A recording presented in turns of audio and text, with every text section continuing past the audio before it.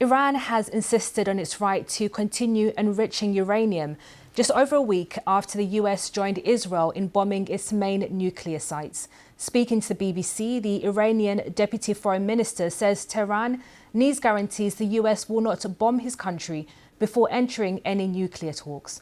Posting on social media, Donald Trump said he was not speaking to Iran's leaders or offering them anything, and repeated his assertion that the US had totally obliterated Iran's nuclear facilities. And in the last few minutes, Iran has responded, with a foreign ministry spokesperson saying we cannot rely on the US president's statements and changing positions. Our chief international correspondent, Lise Dessert, is being allowed to report in Iran on condition that none of her reports are used on the BBC's Persian service. This law from Iranian authorities applies to all international media organizations operating in Iran. Here's Lisa's report. A city in the eyes of the world, Tehran, where the fragile truce holds. On the streets, reminders of the 12-day war, of the decades-long tension with the US and Israel. Oh, good afternoon. Good afternoon. But one of Iran's top diplomats wants to make clear, when bombs fell this month, they were negotiating with America. He insists that can't happen again. We are hearing from Washington telling us that they want to talk. By the way, no date has been set. President Trump talked about this week. I'm telling you that we have not agreed to any date. We have not agreed to the modality. Right now, we are seeking an answer to this question. Are we going to see a repetition of an act of aggression while we are engaging in dialogue? Satellite imagery shows Iran's nuclear sites were badly damaged. But Iran still says it won't stop enriching uranium. Why should we agree to such a proposal? Because Iranians on this visit have told us that Iran has paid too high a price for enriching uranium, causing suspicions even among your European partners about why you were enriching to 60%. It wasn't necessary. First of all, 60% is something which is being used for peaceful purposes. But it did create this situation of suspicion.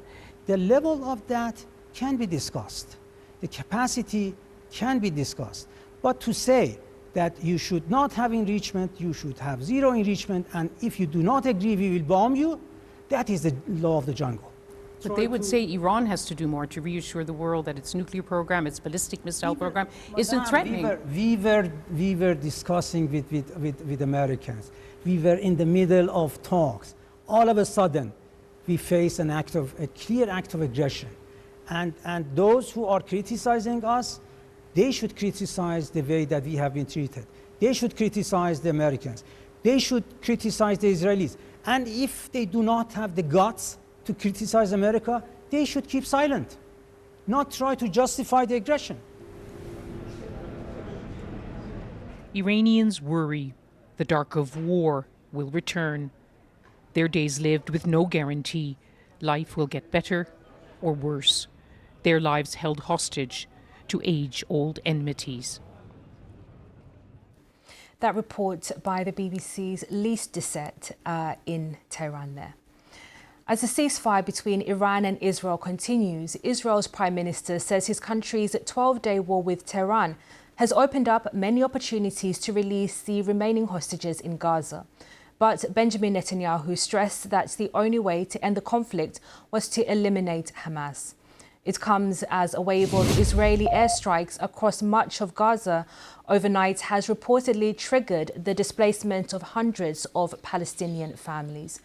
The bombardment follows one of the largest evacuation orders issued by Israel since the war with Hamas resumed in March. Our correspondent, Wera Davies, is in Jerusalem. He gave us the latest on what the Prime Minister had to say. Yeah, this was Prime Minister, on one hand, basking in the glory of a military victory over Iran. Mr. Netanyahu said that it had presented opportunities, including, first of all, said the Prime Minister, to free the hostages remaining in Gaza and then the military victory against Hamas. Now, those words were seized upon by many in Israel, including the families of the hostages still being held, because they said it was the first time that Mr. Netanyahu had really emphasised, first of all, the need to release those 20 or so living hostages in Gaza and the bodies of 25 or so hostages who are dead. Now, they've always accused Mr. Netanyahu of prioritising military victory against Hamas before the release of the hostages. Now, it's too early to tell, I think, really, if this is a change of emphasis from the Israeli government, particularly because overnight we've seen an intensification of Israeli airstrikes over parts of northern Gaza in particular. Over the weekend, the Israeli army had warned thousands of residents of Gaza City and parts of northern Gaza to evacuate their homes in anticipation of these airstrikes. First-hand reports from Gaza overnight talk about perhaps some of the most intense airstrikes since the resumption of the war in March.